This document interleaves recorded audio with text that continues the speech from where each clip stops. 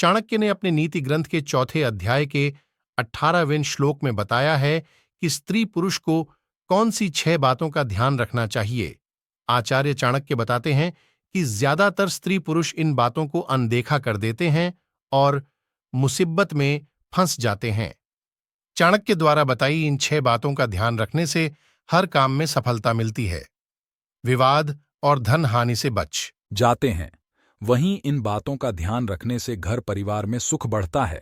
काल कानि मित्राणि को देश कौ व्ययागमौ कस्याडम का च में शक्तिरिति चिंत्यम मुहुर्मुहु।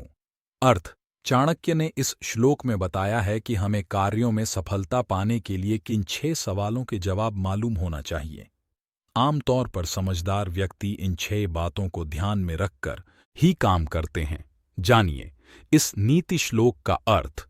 आचार्य चाणक्य कहते हैं कि वही व्यक्ति समझदार और सफल है जिसे इस प्रश्न का उत्तर हमेशा मालूम रहता है।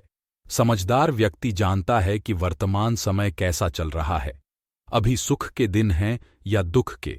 इसी के आधार पर वह कार्य करता है। हमें ये मालूम होना चाहिए कि हमारे सच्चे मित्र कौन कौन हैं और मित्रों के वेश में शत्रु कौन कौन हैं। मित्रों के वेश में छिपे शत्रु को पहचानना बहुत जरूरी है। अगर मित्रों में छिपे शत्रु को नहीं पहचान पाएंगे तो कार्यों में असफलता ही मिलेगी। यह देश कैसा है, यानी जहां हम काम करते हैं, वह स्थान, शहर और वहां के हालात कैसे हैं। कार्यस्थल पर काम करने वाले लोग कैसे हैं।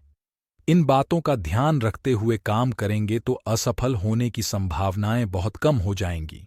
समझदार इंसान वही है तो अपनी आय और व्यय की सही जानकारी रखता है। व्यक्ति को अपनी आय देखकर ही व्यय करना चाहिए।